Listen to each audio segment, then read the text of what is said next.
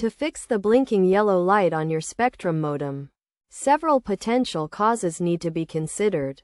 The primary reason for this issue is often network overload, which occurs when too many devices are connected to the network, resulting in slow transmission speeds of 10 megabytes per second or less. To resolve this, it's essential to identify all devices connected to the network and disconnect any that are not in active use. After disconnecting unused devices, restart the router to see if the problem persists. If the issue reoccurs, it may be necessary to upgrade your internet plan.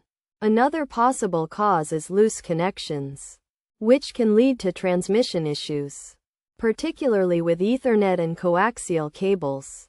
To address this, examine the cable connecting the router to the wall and replace it if damage is found.